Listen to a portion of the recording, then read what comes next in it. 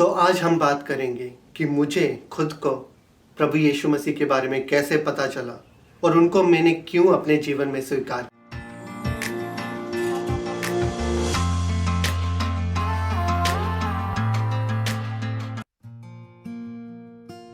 Hello everyone, मेरा नाम है अभिषेक और आप सबका स्वागत है हमारे परिवार में जिसका नाम है सीकर्स डायरी। तो आज मैं बताऊंगा कि प्रभु यीशु मसीह के बारे में कैसे पता चला। तो पहले मेरे जीवन के बारे में हम कुछ जानते हैं। मैं एक हिंदू परिवार में पैदा हुआ। मेरा फैमिली, मेरे परिवार वो हिंदू देवी देवताओं की पूजा करते हैं। अभी भी वो बहुत सारे त्योहार मनाते हैं। तो मैं ऐसे ही परिवार में पैदा हुआ, मैंने वही चीज़ें सीखी। मैं बहुत डिवोटेड था इन चीज़ों के लिए। मैं बहुत मानता था, बहुत पूजा करता था। मैं सूरज को जल चढ़ाता था, मैं चालीसा पढ़ता था, मैं गायत्री मंत्र को पढ़ता था हर रोज। मैं इतना ज़्यादा मगन था, या मैं कहूँगा डिवोटेड था हिंदू धर्म को मानने में। पर 7वीं कक्षा में, जब मैं 7वीं कक्षा में हुआ तो मेरे एक दोस्त ने पूछा, वो किसी चीज़ पर विश्वास नहीं करता था। उसने सिर्फ एक सवाल पूछा मुझसे कि क्या प्रूफ है कि परमेश्वर है, क्या सबूत है कि परमेश्वर है। उस चीज़ ने मुझे हिला दिया, क्योंकि तब मैं सिर्फ अंधा विश्वास करता था। मुझे नहीं पता था, मुझे ये नहीं मालूम था कि सच में ये चीज़ें हैं कि नहीं। सिर्फ मेरे घर वालों ने जो सिखाया वो मैं मानता था। तब से मैंने ढूंढा तो मुझे कोई भी हिस्टोरिकल प्रूफ नहीं मिले। अगर आप इंडियन हिस्टोरियंस को भी देखें, वो भी जो भी हिंदू धर्म में है उनको माइथोलॉजी कहते हैं, मतलब इंसानों के द्वारा बनाई गई कहानियाँ, जो काल्पनिक कहानियाँ, क्योंकि इनके कुछ भी हिस्टोरिकल प्रूफ नहीं है। तो 7वीं कक्षा में मेरा विश्वास कम होना शुरू हो गया। धीरे धीरे मैंने शराब पीना शुरू किया, मैंने गुंडागर्दी करना शुरू कर दिया। धीरे धीरे मुझे ऐसा लगने लगा कोई परमेश्वर है ही नहीं, तो मेरा कोई न्याय करने वाला नहीं है कि कोई मुझे कहे कि भाई तू गलत कर रहा है और तुझे उसकी सजा मिलेगी। तब 7वीं कक्षा से लेकर 10वीं कक्षा तक ये चीज़ें चलती रही। पर मैं बाकी चीज़ें भी करता था, सूरज को पानी चढ़ाना, चालीसा पढ़ना और गायत्री मंत्र का जाप करना, क्योंकि मुझे ये लगता था कि मुझे अपने घर वालों को दिखाना है। सिर्फ बाहर से मैं करता था, पर अंदर से मैं खत्म हो चुका, मेरा विश्वास खत्म हो चुका था।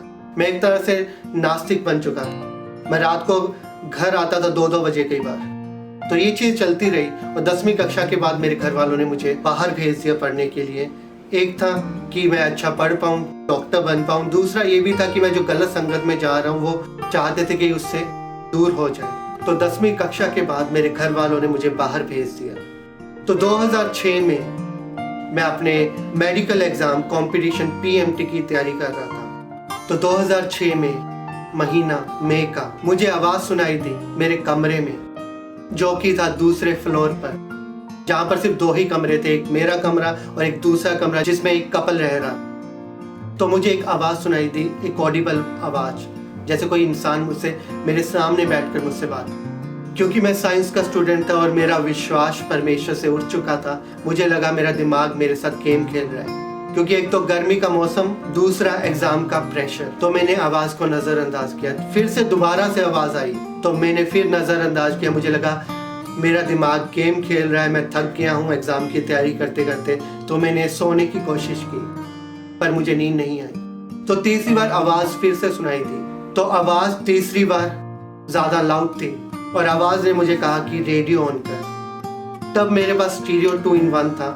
मेरे पास ना ही DVD प्लेयर था, ना ही मेरे पास कुछ और था। एक स्टीरियो 2-in-1 था जिसमें हम कैसेट यूज़ करते थे और रेडियो सुनते। तो आवाज़ ने कहा रेडियो ऑन कर। मैंने बिना सोचे रेडियो ऑन कर लिया और आवाज़ ने फिर मुझे कहा कि SW पर जा। मुझे एग्जैक्टली उस वक्त नहीं मालूम था SW क्या है। वहाँ पर एक बटन था MW SW के लिए, तो मैंने SW का बटन दबाया और आवाज़ ने मुझे बताया किस चैनल पर जाना। मुझे एग्जैक्टली उस वेवलेंथ का भी याद नहीं, वो 1.5 मेगाहर्ट्ज़ थी, तकरीबन उसके आसपास थी। आवाज़ ने मुझे बताया उस स्टेशन पर जा। मैं उस स्टेशन पर गया तो वहाँ पर एक रेडियो चैनल आ रहा था जिसका नाम था द वॉइस एशिया। ये चैनल यीशु मसीह के बारे में बता रहा था और ये चैनल हिंदी और पंजाबी में मिक्स आ रहा था। ये चैनल जब बता रहा था तो मैंने देखा कि ये लोग प्रभु यीशु मसीह के बारे में बता रहे हैं, कुछ गीत गा रहे हैं। और सबसे अलग बात थी कि इंडिया वाले पाकिस्तान वाले के लिए प्रार्थना कर रहे हैं और पाकिस्तान वाले बांग्लादेश के लोगों के लिए प्रार्थना कर रहे हैं। और लोग ये भी कह रहे हैं आकर कि उनकी जो प्रार्थना की गई उनका उत्तर मिला उन्हें। तो मुझे लगा ये कुछ फंसाने वाली चीज़ है जो लोगों को फंसाने के लिए रेडी, क्योंकि हम उनको ना देख पा रहे हैं, ना उनकी जीवन को जान पा रहे हैं कि वो जो बोल रहे हैं वो सच है कि झूठ है।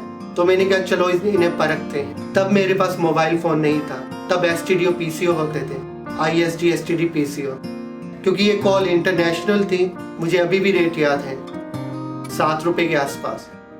तो जब मैंने कॉल की पहले हफ्ते, मैंने कहा चलो इन्हें चेक करते हैं। मैंने कुछ प्रार्थना निवेदन इनको दिए, प्रार्थना रिक्वेस्ट उनको दी, तो उसका उत्तर मिला।